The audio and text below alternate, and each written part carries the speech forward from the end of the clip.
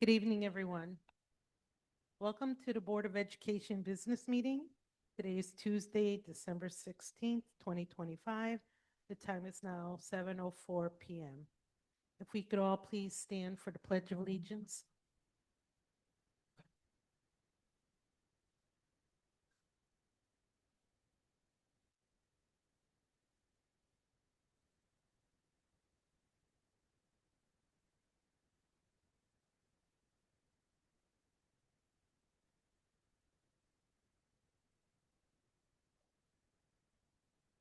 Okay, next item on the agenda is public comments. Do we have anybody on the list?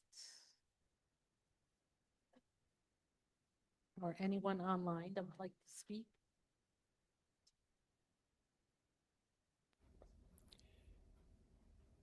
Okay, Sherry McCready Pritchett will start our public comments. 3 minutes to speak. The first person on is William Medina.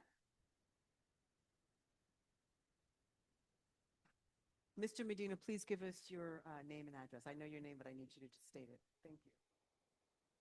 Not sure that, yep, this is on, definitely. My name is William Medina. I live in Bridgeport, Connecticut, 64 Court A. Okay, thank you. Madam Superintendent, Dr. Estrella, Madam Chair, members of the Norwalk Board of Education, and members of the Norwalk community. I am here with you today with the experience as a board member, not just as a board member though. I am here today as a father of 3 Bridgeport Public School students that have graduated, a Connecticut taxpayer, and an activist. I sit where you sit. And I understand the frustration of constantly having to worry about cuts and stretching and shrinking dollars to balance the every increase of our budget. I know how it feels when the community comes out in an uproar about the cuts we have been forced to make year after year, sometimes when it's too late. I have felt the pain too. I have a purpose. I have proposed that I like the Norwalk Board of Education and Norwalk residents and elected officials to consider.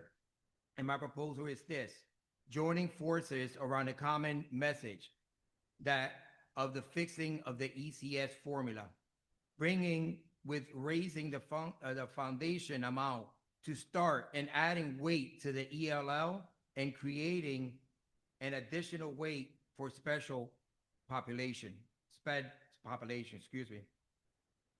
I propose that we unite around a common message. Add at least $2,000 to the ECS formulation amount. What would that cost the state? Approximately $400 million if it runs through the formula, or roughly 20% of the $2 billion surplus. A great man taught me, if you fail to plan, you plan to fail. That man was my late pastor. It is not an impossible ask. The foundation amount has only risen twice in the last 20 years. Once under Jody Rell, it increased by $4,000 per pupil, and once under Dan Malloy for $1,658 per pupil. It has not been raised since. These 2 governors had done it in the past without a $2 billion surplus or a multi-billion-dollar rainy day fund, which I like to say is being held hostage, but the ones that are supposed to look out for us all. The governor should never have to have a surplus with our children are in dire need. It's raining. Mr. Medina, you've got 15 seconds. Thank you. It is raining and our children's future is drowning. What would that do for Norwalk? Only you can imagine. There is currently $0 in the second year of the biennial state budget. That needs to change. And I will leave you with this. God bless you and bless your holiday seasons. Thank you. Do we have any online comments? We have 2 people online, but no hands raised. Okay, so any email comments will be included in the minutes, and that's all we have for public comments this evening. Thank you. Back to you, Chairman. Thank you. Now we will start our superintendent's report, and I'd like to introduce Dr. Alexandra Estrella. Thank you, Chairperson Carpio. Good evening, everyone. Thank you for joining us at this December 16th Board Business Meeting. I want to start off the superintendent report with a celebration of an amazing leader, advocate, and student-focused educator that dedicated her life to doing incredible work in South Norwalk, Dr. Ruby Shaw. We have here with us today members of her family as well as friends to celebrate her work, but most importantly, to discuss the naming of the new school in South Norwalk by honoring not only her legacy, but also adding to a school that has been a historical shift in the South Norwalk community, something that the community has advocated for decades.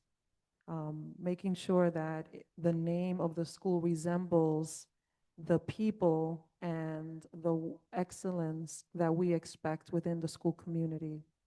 It is an honor to recommend to the board naming the school in South Norwalk, the Dr. Ruby Shaw Elementary School.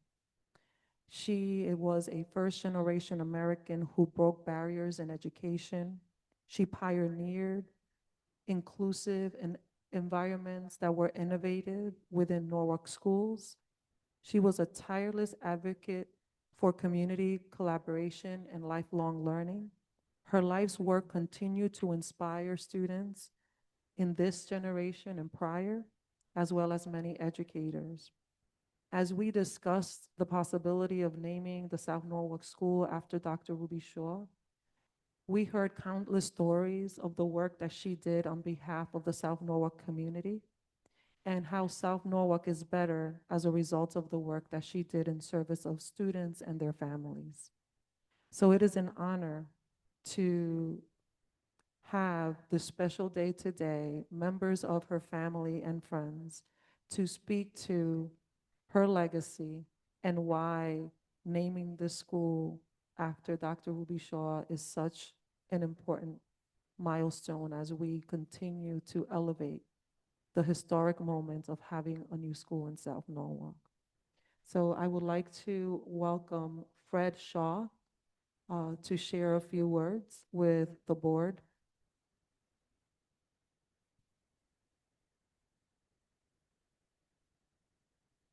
I want to thank the board for inviting us to be here. Before I begin, do I just have 3 minutes or? Okay, good. I was trying to edit it down to 3 minutes, but I'm not going to take long. Just being here brings back so many fond memories for me. My sister, my brother, and myself went here. My 2 children came here. And the reason I have such fond memories is because of the nature of the type of education I received here. It was a very rich and diverse education. It went beyond what happened in the classroom between me and my teachers. I remember going to the basement of this building. I don't know if any of you have been in the basement of this building, hanging out with the custodial staff, hearing their stories. It's all the things that happened in all the different school areas, of the playground and facilities and so forth. But it went beyond the fence, the boundary of the school property. There was an old Italian gentleman who had a shop, and he loved to have the students come over, cross the fence, come into his shop, see what he did, explain it, and then give us free samples. And if you know this school in the neighborhood, this area, if you go in any direction outside of the school property, this school property, you go in from one neighborhood to another, different ethnic groups and nationalities. And the children from all those groups came here, and we all learned together, played together. I'd be invited to their homes, my Italian friends, the Greek and the Polish, Hungarian, and people from what was known back then, Yugoslavia and Czechoslovakia, the Puerto Rican neighborhoods, African American neighborhoods. And I didn't have the privilege of being bused to school. I had to walk home. And so I would start my journey home with people from all these different backgrounds. And one by one, we'd go through each neighborhood. They would taper off to their homes. I would see others go off into their neighborhood. And that's what made it so wonderful for me, being with all these people. This was like the hub of a wheel. People from all kinds of backgrounds came here. We learned, we played together. And it's my hope and dream that with the new school that you have built, that the kids who go there, when they become adults, they will look back and say, I have fond memories of that school. Not just what happened in the classroom, but the neighborhood it was located in, and feeling pride in South Norwalk and the people who make it up. And then when my mother, as you know, worked to make this a magnet school, it took on a whole nother layer of diverse education. And just the fact that you're considering naming the new school after her, I think she would be very pleased and very happy and respect your decision. I don't get back to Norwalk much anymore. The last time I was in this building was for my mother's memorial service right here in this room. And I thought that was the last time I would ever see the inside of this building. But here I am again. And I'm pretty sure this will probably be the last time I'm inside this building. But when I do come back to Norwalk, I would much rather see my mother's name on the side of the school building than to go to the cemetery and see her name on her headstone. I think she would love to see it as well. And I thank you for considering making the name after my mother. I just have a short statement I was handed when I came here today from my sister, and I'll just read, it's brief, so I'll just read it to you. My name is Shelley Shaw. I am the daughter of Dr. Ruby Shaw. It is my understanding that there will be a discussion and possible vote at this evening's meeting regarding the renaming of South Norwalk Elementary School after my mother. I regret my ability to attend this meeting in person and wanted to be sure I shared my thoughts about this topic with you. Many others have extensively and eloquently voiced their thoughts and feelings about my mother as a human being and the body of work and dedication she demonstrated and contributed to the city of Norwalk, its school system, and the residents of this community she called home. I echo and totally agree with all they have shared and thank them for their undying support. I don't really have anything new to add. I simply want to say that although biased, I may be, smile, I have a hard time imagining an individual whose contributions and achievements are more deserving of public recognition by her colleagues, friends, family, and most importantly, those who were the direct recipients of her tireless efforts, the students of the Norwalk Public School system. I have no doubt that this perfect recognition would not only fill her spirit with equal parts pride and humility, it might even render her speechless. Her wit and beloved sassiness temporarily silenced, but just for a second or two. Thank you for your consideration. Sincerely, Shelley. Thank you.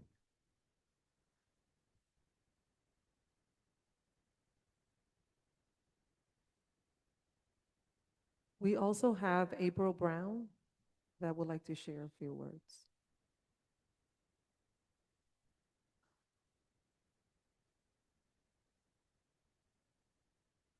Good evening, everyone. My name is April Brown. I am a Norwalk resident. I grew up in Norwalk and also attended Norwalk Public Schools and am now an educator myself. So I just want to say some words about Dr. Shaw and what she means to me. Dr. Ruby Shaw was a very strong pillar in the Norwalk community. She started the class project, which stands for Community Leads and Students Succeed. This community program consisted of Norwalk kids who attended different churches, middle and high schools, including some private schools. The class project students attended weekly Saturday current events sessions, summer pool parties, college tours, and reward ceremonies to celebrate our achievements and success. Dr. Shaw solicited help from other community members who volunteered their time and even their homes to work with the class project. They also donated money to the program. I was introduced to the African holiday Kwanzaa through the annual class project Kwanzaa celebration, where we highlighted the 7 principles of Kwanzaa. All were welcome to every event. Dr. Shaw was a very vibrant, spunky, and kind spirit with a zest for life. She had a great smile and a hearty laugh that was so infectious. She never hesitated to help out anyone with anything they needed. Dr. Shaw was extremely passionate about education. She always kept it real. She was very genuine and sincere, and people knew she truly cared about them through her words and her actions. When it was necessary, she had those serious conversations with her students to get and or keep them on the right track. Dr. Shaw and her programs, like the class project, kept kids busy, out of trouble, and off the streets. I followed in her footsteps, becoming an educator, and just completed 20 years in education. Dr. Shaw's legacy lives on through all of the lives she so dynamically touched, inspired, and impacted. She was a phenomenal woman and educator. She is so loved, so deserving, and worthy of having a school named after her. I know she is happy and smiling right now. Thank you for your time and consideration. Thank you.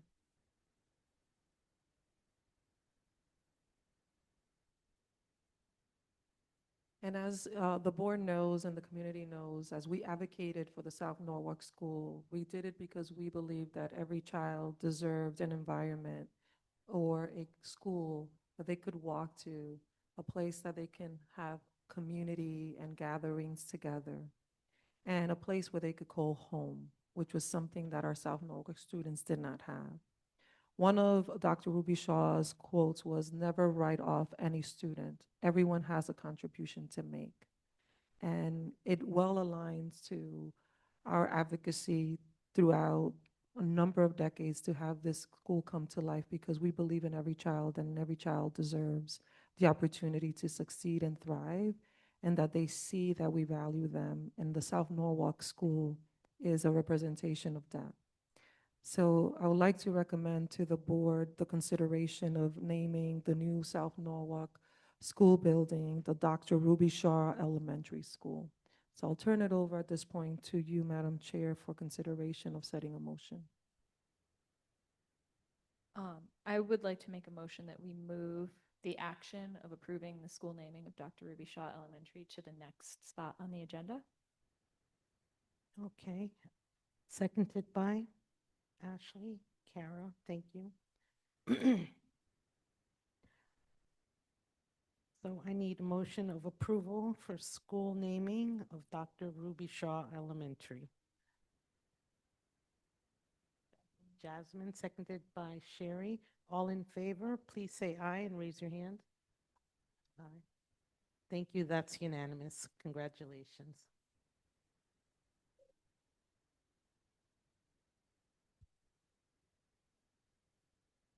Before I transition to the next item, any comments from the board on this topic?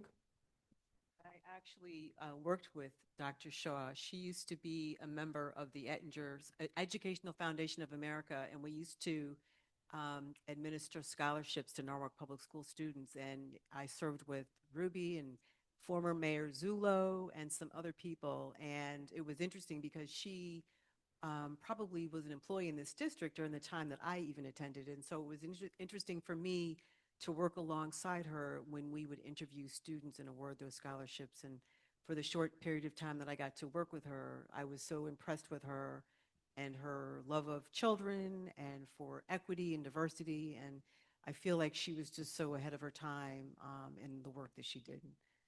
I'm glad that we are going to be naming the school after her. Anyone else? I would like to add a comment.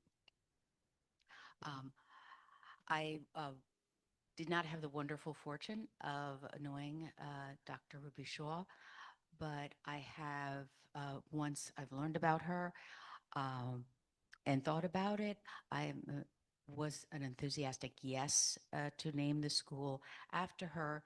And part of my thinking is looking at the students in the school now and as years pass, that they may um, they may not have a clear understanding of who Dr. Shaw is when they're in school, but as years go on, they might think, well, who was that person?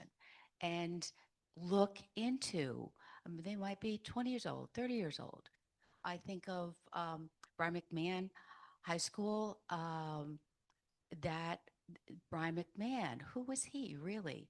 And it wasn't until I grew up in Norwalk. It wasn't until really a few years ago that I found out he made a great contribution in 1945, 46 in starting the Atomic Energy Commission as a senator, uh, lifting the nuclear power to the civilians. And so my point is, in terms of history of who we are in Norwalk, it is a wonderful thing to have such a solid leader that people can look back on and think, hey, this is who Norwalk is. And now I am now no longer a child, but I am part of that tradition. And so I honor her. I am a former teacher, and I am delighted for what the children have in front of them. Thank you.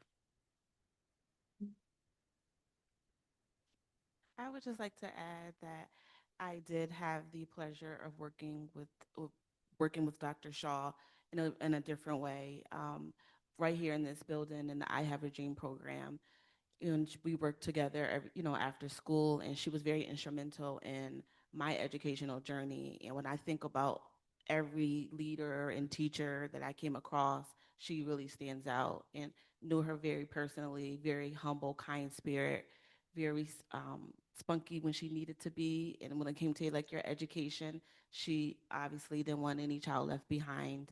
And I think there's no one more deserving of this. And all of her efforts and hard work and sacrifices that she put into the Norwalk Public Schools and Norwalk students did not go in vain, and it will continue to live on. And I'm just blessed to be able to be a part of a decision. And congratulations to the family and the legacy of Dr. Ruby Shaw. I just wanted to follow up to what Mary Ellen was saying. So a week ago, we had this discussion at our facilities committee meeting before we brought it to the full board, and the principal of the new Dr. Ruby Shaw Elementary was there, and it was really incredible to hear how excited he is to share this history with the students now. So, I mean, they'll look back on it and know how historic it was, but they're going to learn it now. They're really learning why this is the name of their school and what she meant to this community. And so it was really special to hear that last week, and I'm thrilled that we could make this vote tonight. Okay. Now I'm going to show my age. Unlike my colleagues here that actually worked with her, I was one of the children that grew up here in South Norwalk. And it wasn't until I actually saw the picture that I knew who we were talking about. She knew my parents. She would come to church. She would smile. And it's because of Dr. Ruby Shaw that a lot of my love for volunteering and helping the community came from her, because I could see her spirit, how she made people smile, how she made people feel loved, and those hugs, right? And she saw me.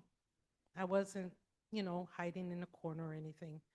But for me, it's very personal. I could cry, but congratulations. She was a wonderful woman, and I have fond memories. And I know that there's a lot of people in Norwalk that have amazing memories of Dr. Ruby Shaw. Thank you. So I'd like to move on to the second item in our agenda. As the board probably already is aware, the board was honored the highest distinction award by CABE. The board received the Board of Distinction Award, Highest Standards, Dedication, and Teamwork Award from CABE for the outstanding work that the board has done for the year 2025 in supporting the work and initiatives across the district and working collaboratively together to make decisions on behalf of the students of the Norwalk Public Schools. So congratulations, Team Norwalk, for an amazing achievement. This is the plaque, and this is the second year in a row, can't even speak, second year in a row that we received this amazing honor.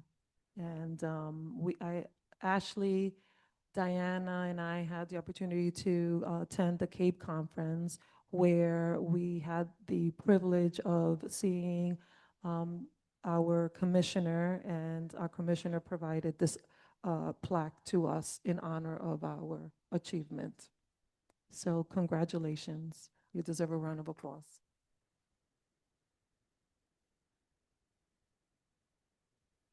And I have a little surprise because I constantly see how the board works tirelessly in front of the scene and behind the scenes on behalf of the children of Norwalk. And in many cases, we usually don't take the time to celebrate the amazing work that happens. And we have 3 members that will be departing from this role, but we hope that they continue to advocate on behalf of the children of Norwalk in different ways. So we wanted to take a moment to honor you. And I'm gonna ask Ashley to help me with the first honor. And if she could share a few words on behalf of the team.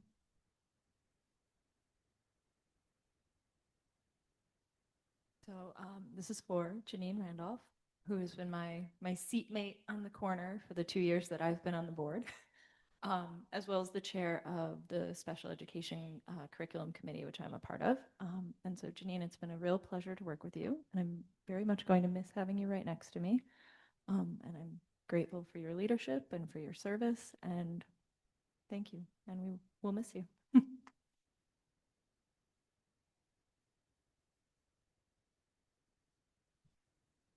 And if Diana can help me with the second.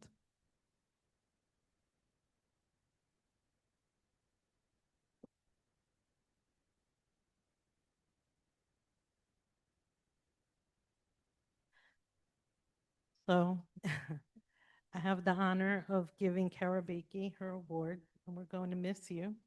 Kara Bakey and I go back way, way back before we even had kids. So that is a friendship in the making that's going to last forever. I'm going to miss having you sitting next to me. It's been a pleasure working with you, your dedication, your guidance, just your dedication to all the children and all the family of Norwalk. And don't cry, it's going to make us all cry. And I know that I speak for the board, that you have been an inspiration and a mentor at times for us. And thank you for everything you've done for these 4 years.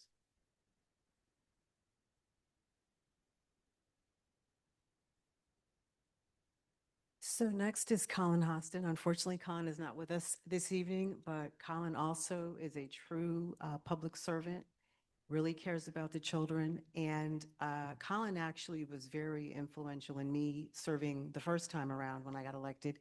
Actually, Colin, Janine, and Kara, we all ran together, and he was very helpful in kind of, fostering us and bringing us in and teaching us about this role. And so we will miss him, but he is involved because he's now serving on the Common Council. So he's still around.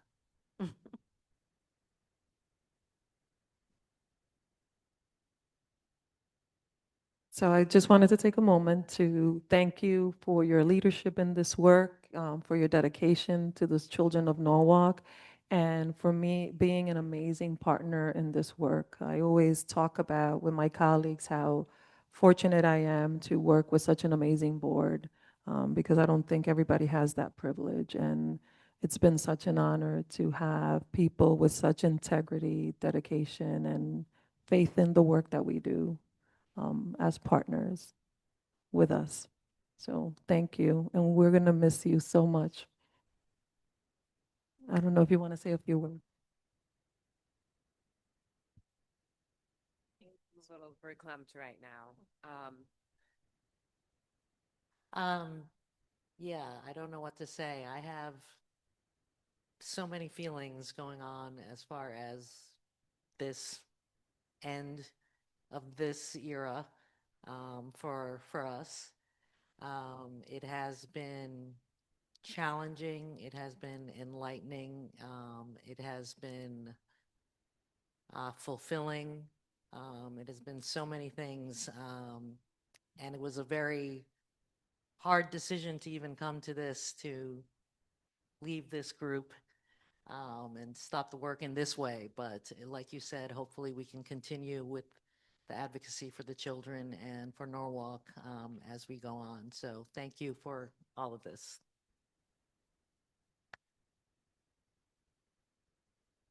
So I do actually have some words. I just needed to gather myself. So thank you, Janine. I was going to say this at the end when we do our board member announcements, but since you opened the door. So as this is my last board business meeting as a Norwalk Board of Education member, I wanted to say a few words. When I decided to run in the summer of 2021, I really had no idea what was ahead of me.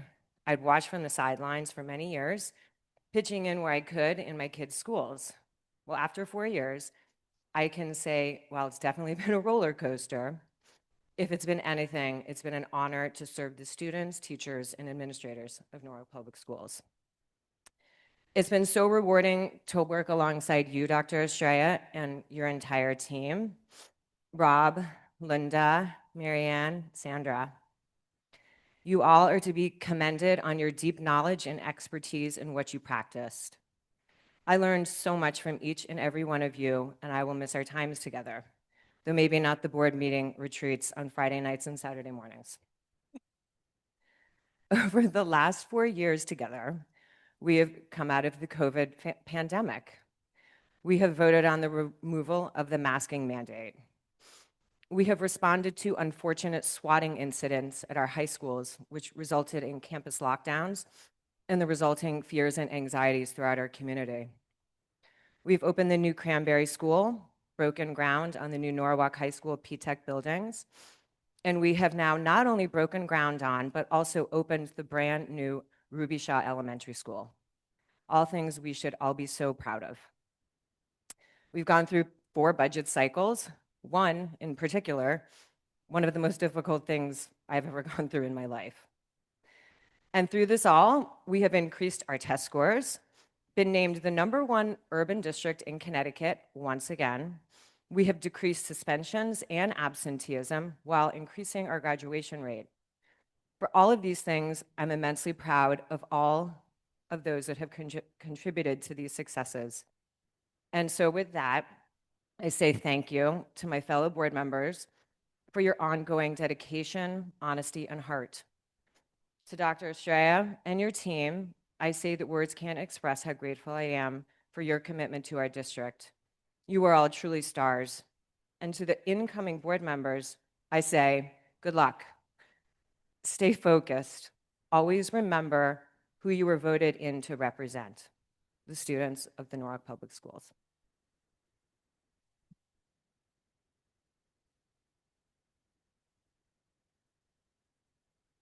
So once again, it has been an honor.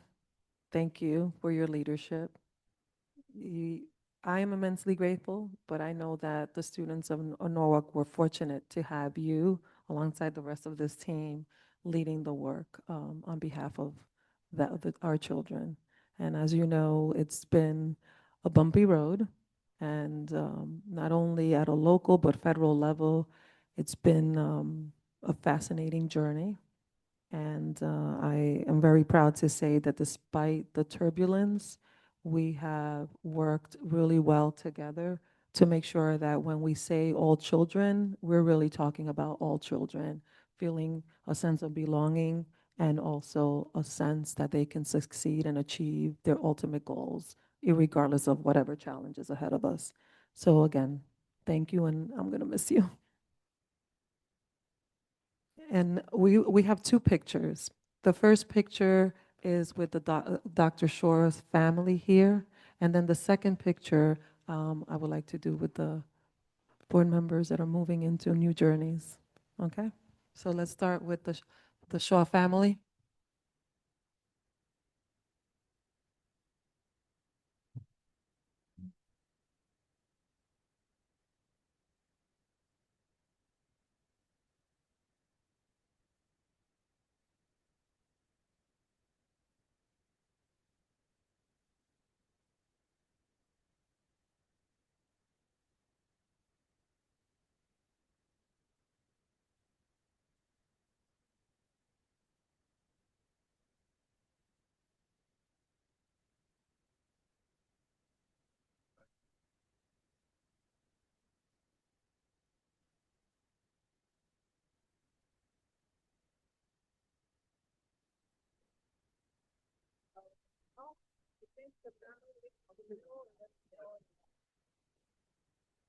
Right here in the middle.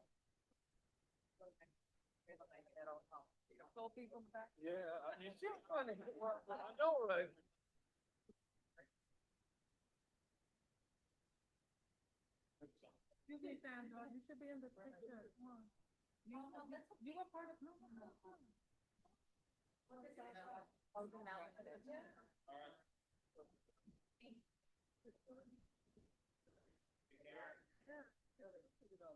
Come on. Ready? Give here. 3, 2, 1.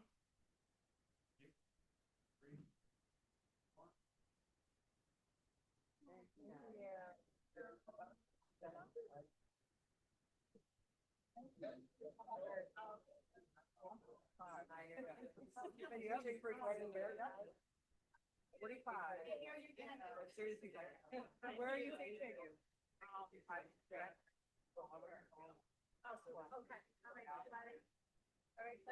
Let us get out of the way.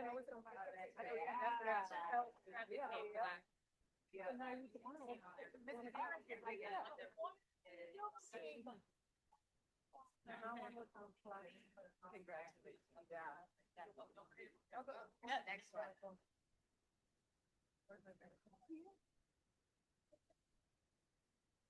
All right, looking right here. Ready? 3, 2, 1. 3, 2, 1. Thank you. Wait, and one with the.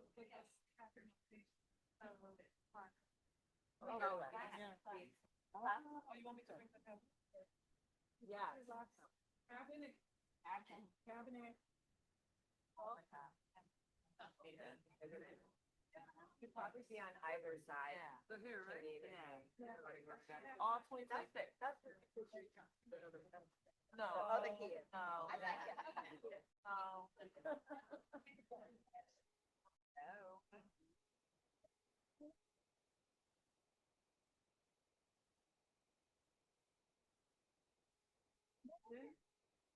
Who are we looking at? The camera. Which one? Here. About here? Ready? 3, 2, 1. You. Oh my God, I'm so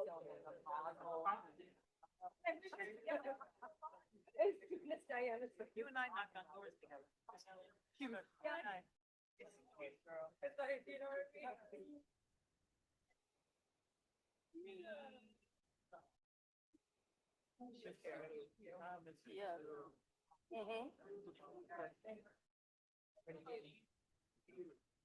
But I'll see you around.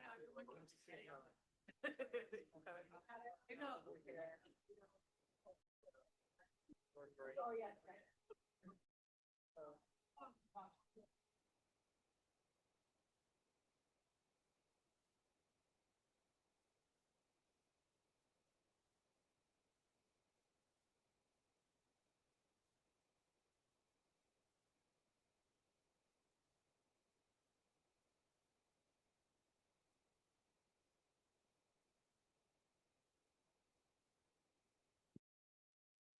to check in.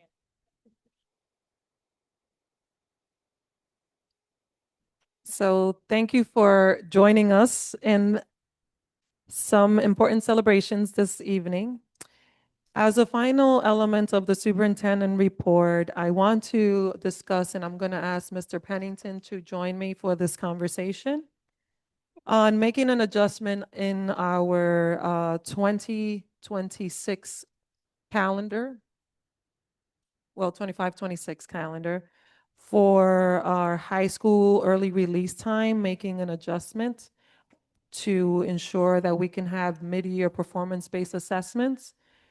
And Mr. Pennington will explain the rationale behind it. So in January, we have our mid-year performance-based assessments at the high school level. And through discussions with the high school, with NFT, NFEP, we wanted to be able to pilot. We have in March, we have early dismissal days. At March 10th, 11th, and 12th. And those 3 days are really leveraged for elementary conferences.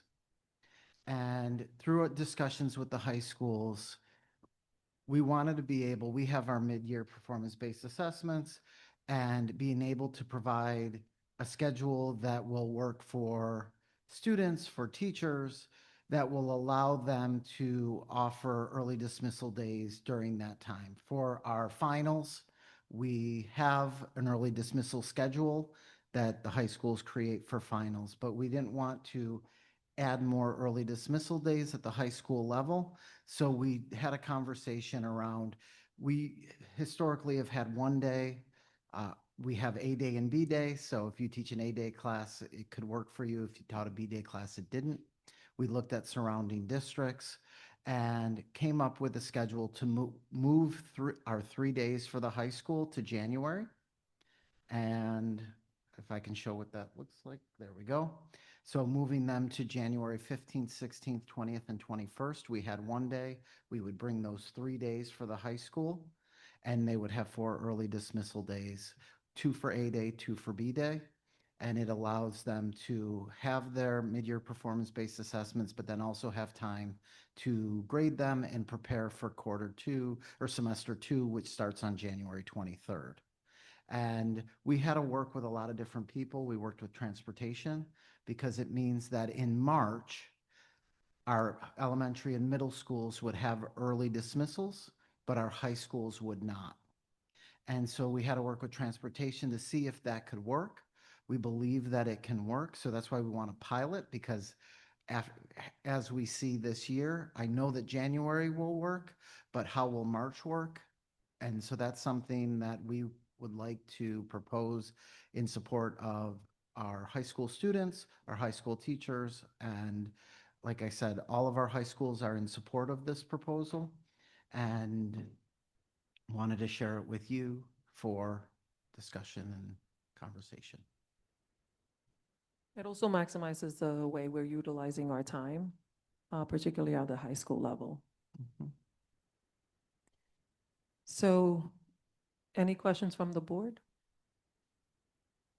Other districts are using this model, right? We looked at about 10 surrounding districts, and they all have a midterm schedule that looks very similar. So it is a very similar model to all the surrounding towns. We have not done this before, and so were there uncomfortable situations? Not enough time to get the grading done before the next semester. What were the contributing things? So, and before I'm sure you'll have a reason for it, but I do want to applaud your flexibility of thinking. And when people complain, try to figure out what to do to make it better. I see that as a wonderful trait in you and the curriculum and the whole group. So what were those pressing issues? So at one point, we did have an early dismissal schedule like this. We've gone to more performance-based assessments, so we moved away from them. But the big piece that came up is having a set time for students to work to finish their performance-based assessments, but then also to provide time to grade them because there is a tight turnaround. We finish our semester 1, and then we're starting semester 2 right on January 23rd. And so to be able to finish semester 1 and start semester 2, having the 2 A days and 2 B day early dismissals will benefit for our students, but also for staff. And we also did something similar towards the end of the year as well last year. It didn't require board approval because we already had the time adjustments, but in conversations with the high schools and understanding that their programming structure is a little different from elementary and middle, making sure that we were accommodating for their needs. So this is like the next level of accommodation, but it requires a board approval because we're talking now of shifting the calendar to move early dismissals to different times or 2-hour early release. And like I said, we did have conversations with the unions around this piece, and they were in support of this as well. Obviously too, right? There's going to be a effort to obviously notify families in the community about the change, right? Because that's pretty soon. Correct. Okay. And that's why we're here tonight. If the board approves it, then I will let our leaders know and we'll put out communication. And like I said, it would shift those 3 days for the high school into January as a pilot for this year. If we find that it is very successful, then we would look to do something like this as we move forward. But for this year, we want to pilot it. We don't want to add more early dismissals at the high school level. And so this was a creative way we have these early dismissals. Let's use them when they need them. Right now for March, they're really needed in our elementary schools. So It makes a lot of sense. What are some of the hiccups that like with in March when elementary and middle have the early dismissals and then high school has the full day? What is transportation seeing as far as how that'll go? Instead of the high schools being picked up first, they would get picked up last. And so Joanna did a whole study around it, and she says that she thinks that at worst, buses may be 15 minutes late at the high school. I shared that with the high schools. They said that they can work with that. But that's why I'm saying we can look at studies, but now once we live it in March, we will have a better understanding of how it goes and then what to do moving forward. We need to test it to make sure, Correct. to see and we can report back to the board in probably April, once we have all the data, to give a thorough assessment of what challenges we noticed. But even in February, once we do the January calendar, we can provide an update in February of how it goes and the benefits. Even if there are hiccups, if the benefits outweigh any potential hiccup, I think it's worth giving it a shot. Yeah, I was gonna say, keep us posted how it goes, especially in March, but that's not bad. So we would ask that if the board is in agreement to consider this, the board would have to set a motion to add this into an action item for approval.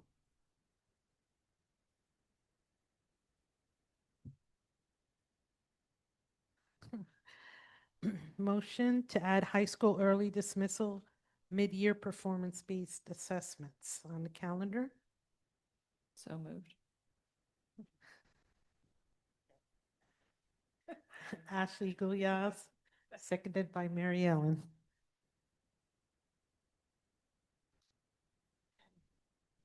All in favor? Aye, unanimous. Thank you. Thank you. So that's added to the action now? Yes.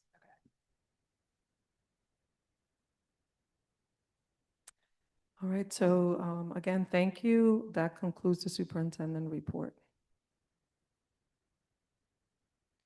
Thank you. We are doing action consent now. approval of personnel, approval of budget transfers, approval of trips, and approval of minutes. Any questions? Changes on minutes or anything? No? All in favor, please say aye, raise your hand. Thank you, that's unanimous. Following action items. Approval of educational specifications concerning the asbestos abatement project at Nathan Hale. Approval of educational specifications concerning the removal of underground oil storage tank at 46 Concord Street, Columbus School. Approval of edit to policy 5001, administration of student medications in school. Approval of edit policy 5009, management plan and guidelines for students with food allergies, glycogen, storage disease, and/or diabetes. Approval of the F.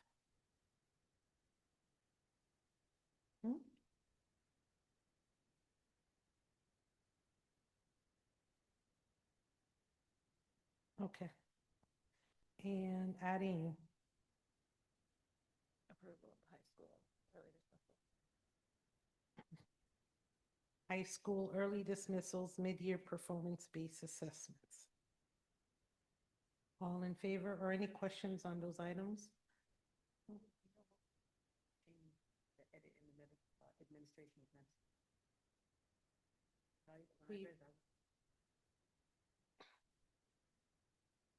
We added the nasal spray for, it wasn't Narcan. EpiPen, The for the EpiPen. EpiPen. Thank you. Rather than the EpiPen, we can Let's do the nasal spray. nasal spray. Can I speak to Yes. that just a little bit? Sure. It, it, these were really updates, and it continues to say EpiPen, then / nasal spray also. So it's just that, that one was updating slightly, and the next one was just a slight update so that it corresponds to what we're doing right now. No change.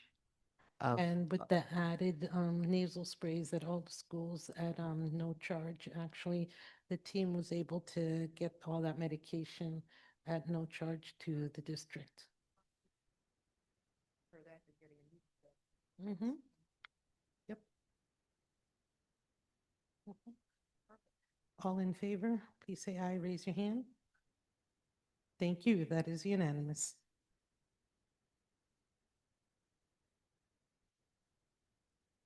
So before the board enters into approval of the superintendent recommended capital budget, we just wanted to provide a quick overview of those elements and some modifications that we made, given some feedback that we received from some of our schools in terms of some of the safety features. We don't want to enter into conversations around those particular safety features just to maintain the integrity of our safety protocols in our buildings. But we are looking to look at this particular project as a multi-year project because we want to institute these elements in multiple schools across the district.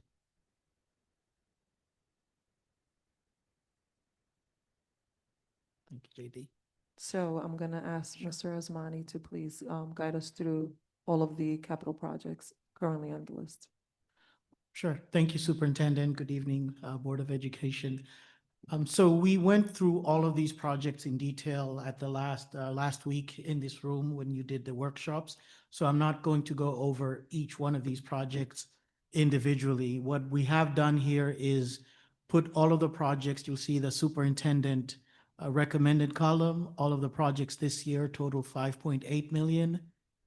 Below those, you see a list of school construction projects. These are school projects or city projects, as you're aware of, but typically when they're presented, they are presented as part of the Board of Ed capital budget.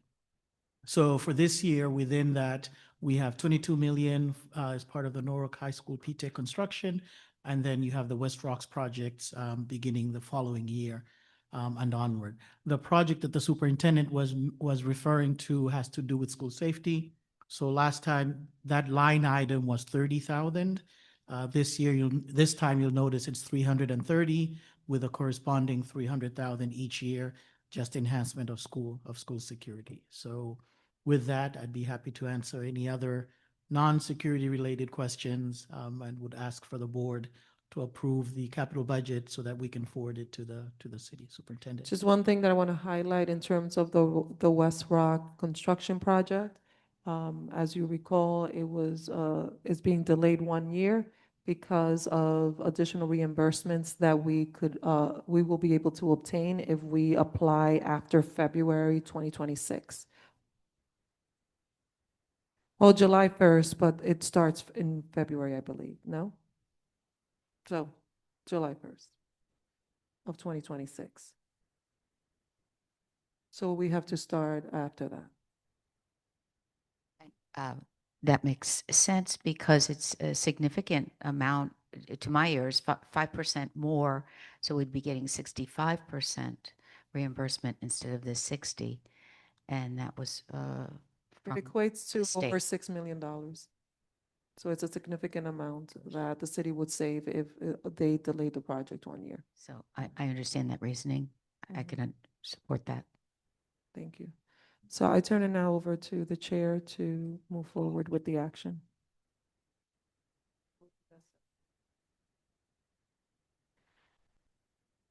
I need a motion for approval of the FY 26-27 Board of Education Superintendent Recommended Capital Budget. Janine, seconded by Sherry. All in favor, please say aye. Raise your hands. Okay, that's unanimous. Thank you. The second item that is part of the action item in the agenda is the superintendent's recommended operating budget for the 2026-27 academic school year. So I'm going to ask Mr. Asmani to provide kind of a recap of the conversation, an overview that happened during last week's workshop, just highlighting the different elements that are essential. Thank you, Superintendent. Again, we always begin our presentations by giving an overview of who we serve. So this is a slide that I shared last time. As of October 1st of this year, we had a little over 11,300 students in the district. And so you have this as a reference point. We are now, this is a cyclical budget process. We are now in that third circle, which is the superintendent recommended budget. We're moving into that fourth circle where you are now approving the approved tentative budget. As you know, in the past, we've either approved this budget in December or January. This year, we're approving the budget early in December, as we did 2 years ago, in the hope that we can have enough time, additional time, to just engage with the community and members of the city to approve the budget. These are the engagements that we've had so far. We began this process back in September. So last week, we had our 9th engagement when we had the workshop on the operating budget, and today we are having our 10th engagement in this process. The next thing we'll be doing is the first week of January, we will make an update to our elementary schools, SGC, school governance councils. The following day, we will have a joint meeting of the finance committees of the board and the city, where we will go over in detail what our budget request is. And then we will also present again at the next business meeting, which will be the first opportunity for the new board members to also have the opportunity to engage as a board on the budget, just give them an overview of what was approved, entertain any questions from them. And then we have a series of meetings that follow that. The month of February and March is when we have our public engagement sessions hosted by the city boards. And we will continue to have updates at our business meeting and our Board of Ed workshop. So there's plenty of opportunity for members of the public to engage. So at this point, we're anticipating that by the end of March, we will have had 18 engagements related to this budget. And we will continue to have engagements on the budget until when the budget is finally approved again by the board during the month of June. So just to kind of recap the current budget that we're in, last year, this time, the board approved a 9.7% budget request. As you know, when we approve this budget early, there are a number of items that we don't yet know. Things like health insurance and those things, those numbers come to us after we've sent the budget over to the city, which was the case last year. So last year, after the board had approved the budget, there was an additional $2.3 million of additional Board of Ed related expenses, which brought our total ask to about 10.7%, but the board had approved 9.7. At the time, the mayor's recommended budget, the council and the BET initially approved a 4% budget for the Board of Ed. So to balance what we had requested and what was approved, we had to make $15.6 million in reductions to that request. As you're aware, as we continue the budget process towards the end, there was an additional $6.5 million that the city provided to the Board of Ed. $2 million went towards our health insurance. $4.5 million was applied towards the Board of Ed operating budget, bringing us to that 5.9% increase. With that additional funding, we were able to reinstate 50-plus positions back into the budget.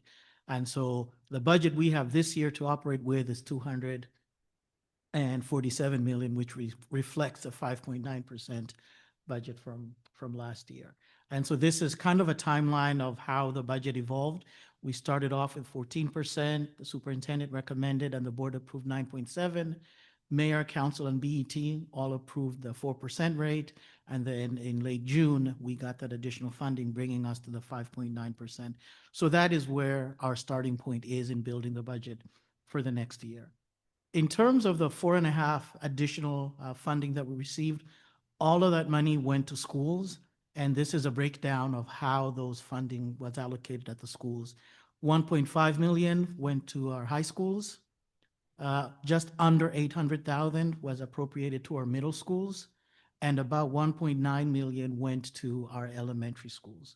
So every single dollar of that 4.5 million went to schools, and it allowed schools to reinstate those positions. And so that's why in requesting this budget, we use that dollar as a starting point because it includes the full complement of staff that we currently have working in the district. And so this is just looking at that chart in another way. You'll see that initially there was the 242.6 million that was approved. The additional 4.5 million brought us to 247.2 million. And this year we're asking for 263 million, which is 6.5% over the current budget for this year. It does represent 71% of what we're asking is salaries and benefits. As you know, we are a people-intensive operation.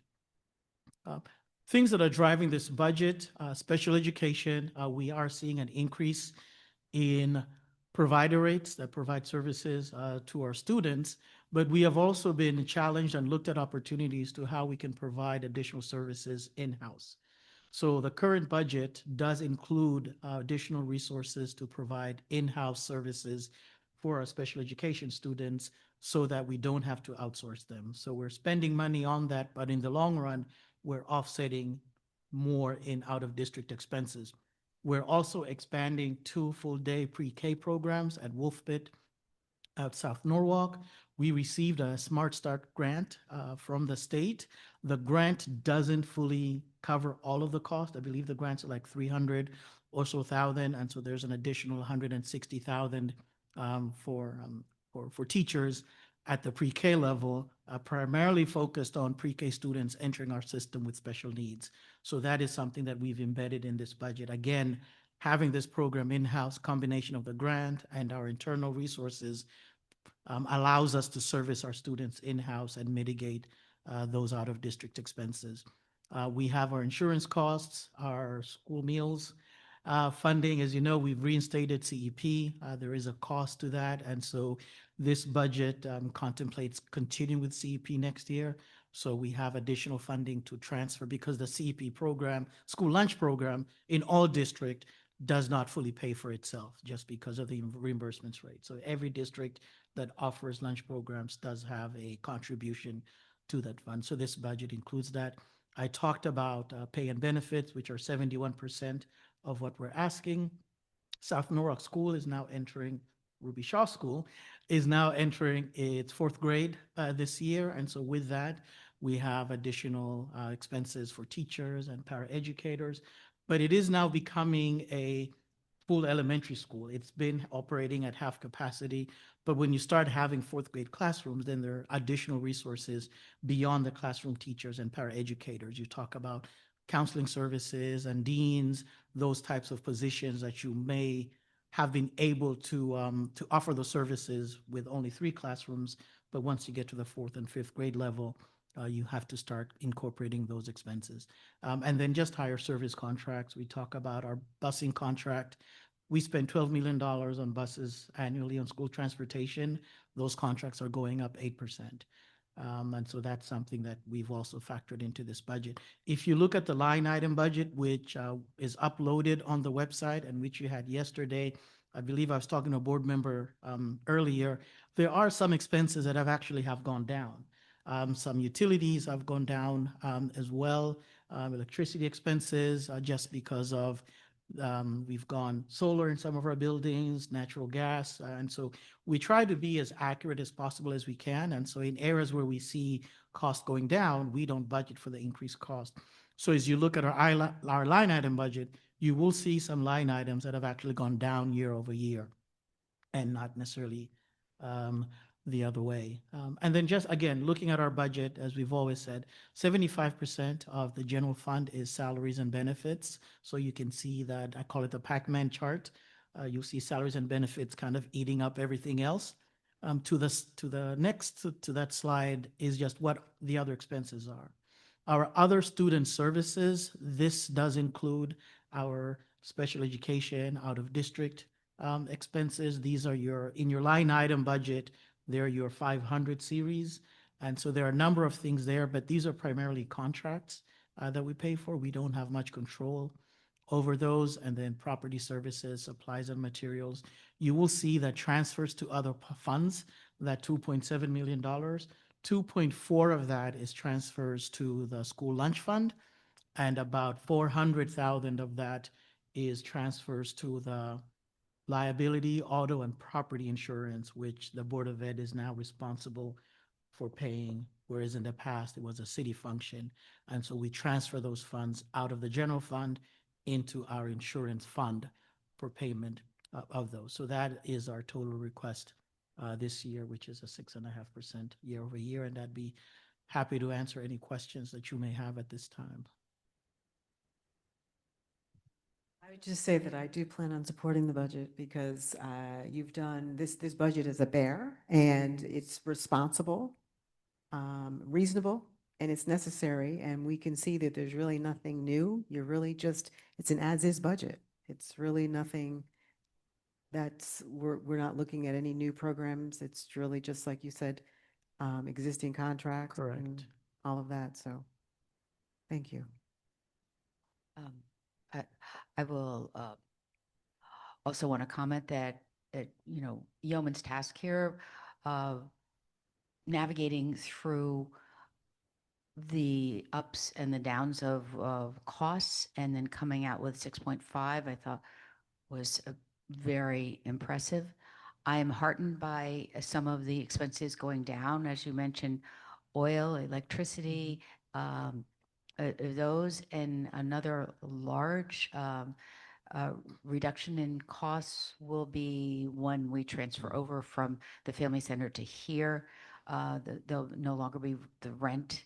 That's a large decrease, and balancing it out.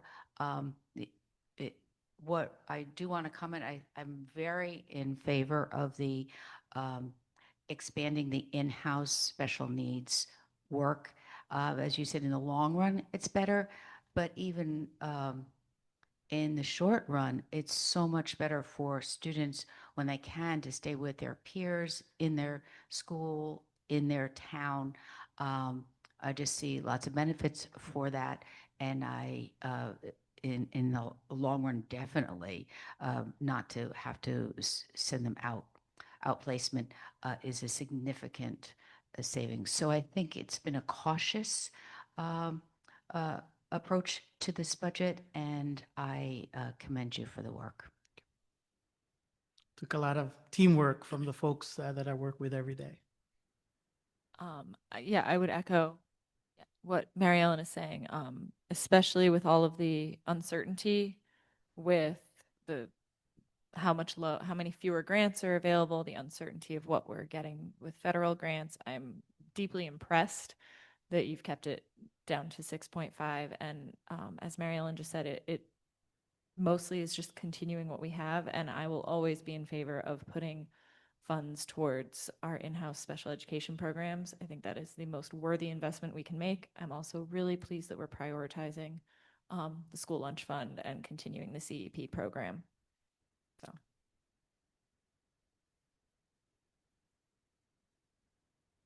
Any other questions from the board? So I want to conclude today's presentation with just a few words as the board gets ready to potentially approve the superintendent's recommended budget for the fiscal year 26-27.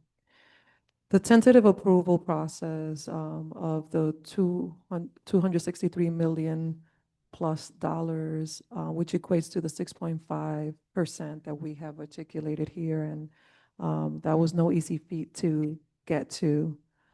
We all know that last year the city provided the additional $4.5 million that also helped restore a lot of critical components to the work that are embedded in this number.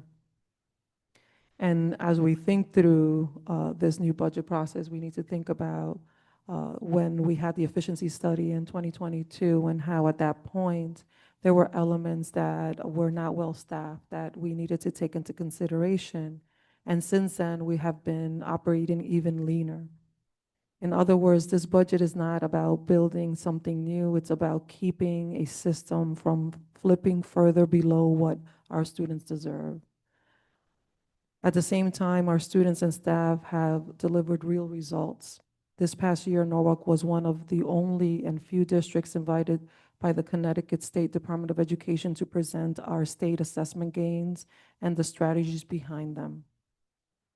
For the first time, our students' growth in English language arts and math exceeded the state among all students, and the growth of our highest need students has outpaced their peers across Connecticut for 3 consecutive years.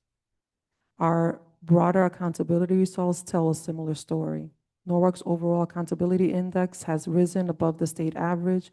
Our 4-year graduation rate is above 92%, and several of our schools have been recognized for distinction in their practices. These are not abstract numbers. They represent more students reading on grade level, doing better math, staying in school, and graduating ready for college, career, and life.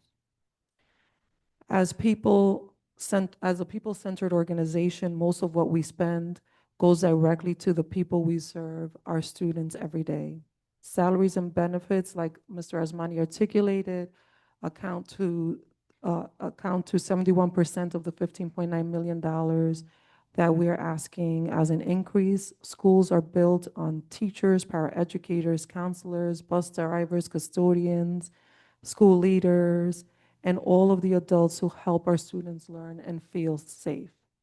Several key cost drivers shape this budget, as Mr. Asmani articulated. We are responding to increased special education needs and continuing to expand in how specialized programs in special education in particular, so that more students can be served in Norwalk instead of being sent out of district. We're expanding full-day pre-K at Wolf Pit in South Norwalk, a local investment that allows us to leverage a matching state grant and give our youngest learners a strong start. We are absorbing higher service contract expenses and maintaining our commitment to provide free meals for every student, because no child should try to learn while hungry.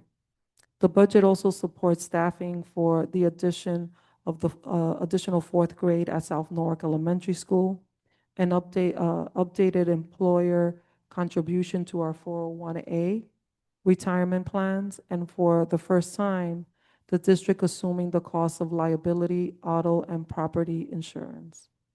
All of this is happening in a time of uncertainty around federal grants that support literacy, special education, and other essential services. And before we know the final level of local support that we are here advocating today and will continue to advocate in the months ahead, this is why this is not a budget of expansion. It is a budget of stabilization, meant to protect the gains our students are making and the core services our families rely on. We enter every budget season, as you know, mindful that these are taxpayer dollars. We are deeply grateful for the support we receive from the City of Norwalk and for those who advocate at the state and federal levels on behalf of our students. We are also grateful to the many residents who have already taken part in one of several of our 11+ opportunities to engage in this budget process. When our community participates, asks questions, and listens to the details, they gain a clear understanding of what drives our costs and how each investment strengthens our students, our staff, and the long-term success of our schools. I invite all residents to stay involved as this process continues. Our children's future is a shared responsibility. This budget is our best effort to honor that responsibility, to protect essential services for students, and to keep Norwalk Public Schools on a strong and stable path forward. Our system deserves stability, and I hope that as we move through this process, people can acknowledge that and we can maintain a better, stable, structured system on behalf of Norwalk Public School students. With that, I turn it back to Madam Chair.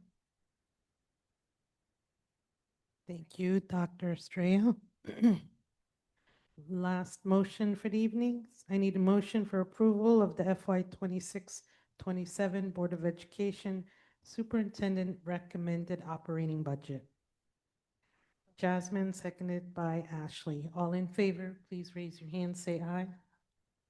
Unanimous, thank you.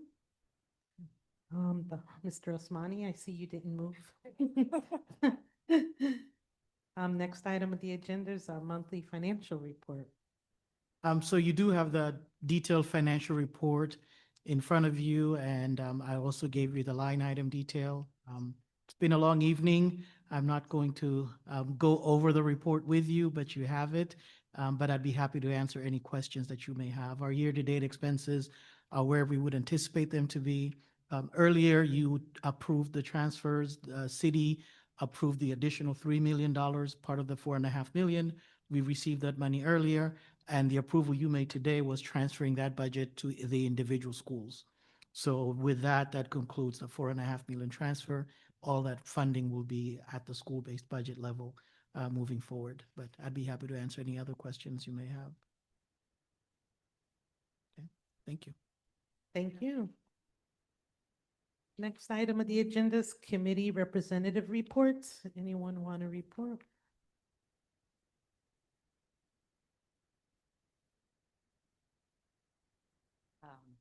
I attended the CES legislative breakfast, which happens once a year, and just a general report on it. The room was filled with superintendents from Connecticut, and I would say about 4 or 5 representatives or senators. Those that were, of course, interested in education, the chair of the education department was there, and many other Board of Education chairs were there, and some folks like myself who serves on the board, but also is a representative to CES. And so just in general, to tell you that topics that were tossed back and forth, it's rather informal. Nobody's giving a lecture. They just, Chip does, he's the superintendent at CES. He kind of walks around the room and facilitates a discussion. Questions come up for the legislators to answer, and questions of free meals for students. That was one topic. Also topics of regionalizing just special ed expertise in, say, for example, in Norwalk, we have a really good 18 through 22 program. Other towns nearby could send kids to us, and other situations like that, maybe some preschool, that was brought forward. So there were, I'm trying to think of, those were the main topics that they were discussing. The thrust of it is an opportunity to find out what's going on with the legislature right now and how important it is to give feedback, and for me to hear what superintendents were saying about what were the difficult moments and how nobody has a good feeling about unfunded mandates. And so that was shared clearly. So that was the experience.